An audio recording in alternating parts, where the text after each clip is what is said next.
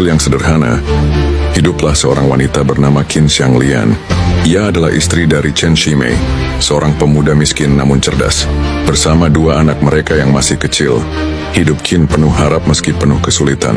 Beberapa tahun lalu, dengan cinta di hatinya, Qin menjual seluruh harta mereka agar suaminya bisa pergi ke ibu kota, mengikuti ujian kekaisaran.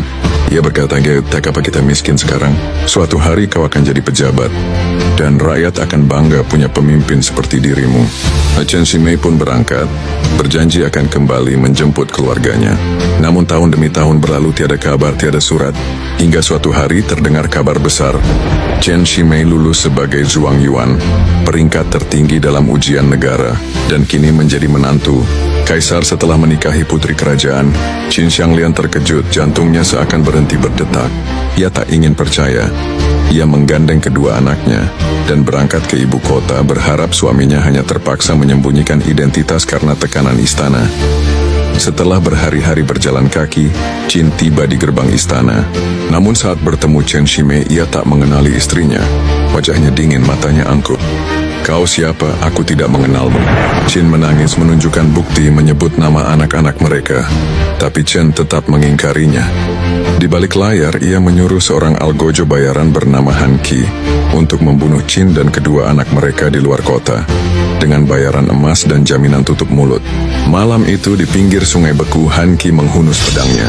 Qin memeluk anak-anaknya, siap mati. Namun tiba-tiba pedang berhenti di udara. Han Qi menangis, ia berkata, "Aku bisa membunuh orang jahat, tapi aku tak bisa membunuh ibu dan anak tak berdosa." Han Qi pun melepas mereka dan menyarankan agar Qin membawa kasus ini ke hadapan Bao Zheng, satu-satunya hakim yang masih dikenal bersih dan berani. Hari itu Bao Zheng duduk di kursi pengadilan. Tubuhnya besar, kulitnya hitam legam, dan tanda bulan sabit di dahinya bersinar terang. Di hadapannya Qin bersujud sambil membawa anak-anaknya. "Hamba datang bukan untuk menuntut kekayaan. Hamba hanya ingin suami hamba mengakui kami dan menanggung dosanya." Bao Zheng menatap tajam, kemudian menyelidiki diam-diam. Ia menyuruh menangkap Han Qi secara rahasia dan meminta kesaksian dari tetangga Qin di desa. Semua bukti mengarah pada satu hal, Chen Shimei bersalah. Namun perkaranya tidak mudah. Chen adalah menantu kaisar, bahkan beberapa pejabat datang membujuk Bao agar menghentikan penyelidikan. Tapi Bao Zheng menatap mereka dan berkata, "Apakah hukum hanya berlaku bagi orang miskin?" Ia pun memanggil Chen Shimei ke pengadilan. Chen datang dengan jubah emas, berdiri sombong di hadapan Bao. Bao memukulkan palu pengadilan. "Chen Shimei, apakah kau mengenal wanita dan anak-anak ini?" "Tidak," jawab Chen singkat. Lalu Bao memanggil Han Qi. Ia bersaksi dengan gemetar, menjelaskan semua rencana pembunuhan yang diperintah oleh Chen. Bukti ditunjukkan, saksi dihadirkan. Tanda bulan sabit di dahi Bao berkilau tajam.